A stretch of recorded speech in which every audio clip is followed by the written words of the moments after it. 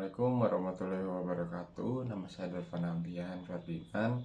Di sini saya akan memaparkan hasil riset tugas perilaku organisasi kelas 24 MJB NRP 2440100065, dosen Pak Bayu Indra Setia SEMSI. Kebijakan pemerintah Undang-Undang Cipta Kerja atau Omnibus Law. Latar belakang, pemerintah Indonesia mengesahkan Undang-Undang Cipta Kerja dengan tujuan untuk menarik lebih banyak investasi, menciptakan lapangan kerja, dan menyederhanakan berbagai aturan yang selama ini dinilai rumit.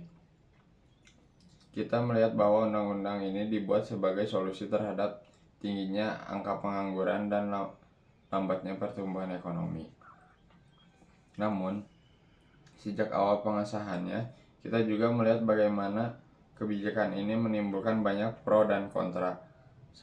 Sebagian mendukung karena melihat peluang, sementara sebagian lainnya menolak karena khawatir terhadap dampaknya, terutama bagi para pekerja dan lingkungan hidup.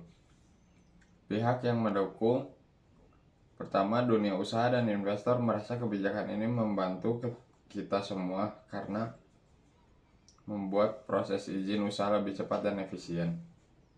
Kedua, dengan fleksibilitas ketenaga kerjaan yang ditawarkan, kita diharapkan bisa bekerja lebih produktif dan efisien. Ketiga, pemerintah menyampaikan bahwa ini adalah langkah strategis untuk mendorong ekonomi nasional tumbuh lebih cepat.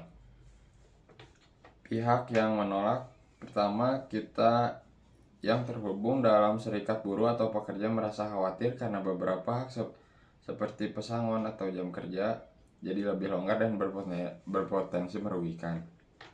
Banyak dari kita juga merasa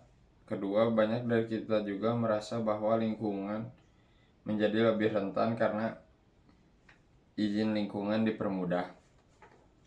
Ketiga, proses penyusunan undang-undang ini dinilai oleh sebagian dari kita tidak melibatkan publik secara terbuka dan kurang transparan.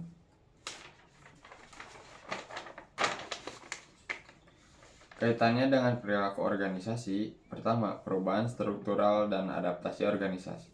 Sebagai bagian dari organisasi, kita harus siap melakukan penyesuaian mulai dari sistem sumber daya manusia, struktur kontrak kerja, sampai pengolahan waktu kerja. Organisasi kita perlu mengevaluasi ulang semua aturan internal agar sesuai dengan regulasi baru ini. Kedua, manajemen konflik. Jika kita sebagai karyawan merasa dirugikan oleh perubahan ini, potensi konflik bisa muncul.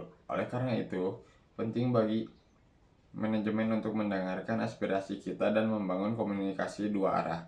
Dengan begitu, suasana kerja tetap harmonis meskipun banyak perubahan terjadi. Ketiga, kepemimpinan dan budaya organisasi. Kita memerlukan pemimpin yang bisa menjaga semangat dan kepercayaan tim. Di tengah ketidakpastian seperti ini, budaya organisasi yang mendukung keterbukaan dan keadilan harus diperkuat. Kita semua ingin merasa aman dan dihargai dalam lingkungan kerja. Keempat, motivasi dan kepuasan kerja. Kalau kita merasa hak kita sebagai pekerja tidak dilindungi, tentu semangat kerja bisa menurun. Rasa cemas, kejelasan aturan, dan penghargaan atau atas kontribusi sangat menentukan kepuasan kerja. Organisasi perlu memastikan bahwa perubahan ini tidak membuat kita merasa kehilangan motivasi.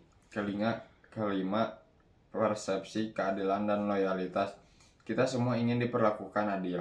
Ketika sebuah kebijakan dirasa hanya menguntungkan satu pihak, kepercayaan dalam organisasi bisa runtuh. Maka dari itu, penting bagi kita semua, baik manajemen maupun karyawan, untuk menjaga keadilan agar rasa loyalitas dan kebersamaan tetap tumbuh. Sekian yang dapat saya sampaikan. Terima kasih. Wassalamualaikum warahmatullahi wabarakatuh.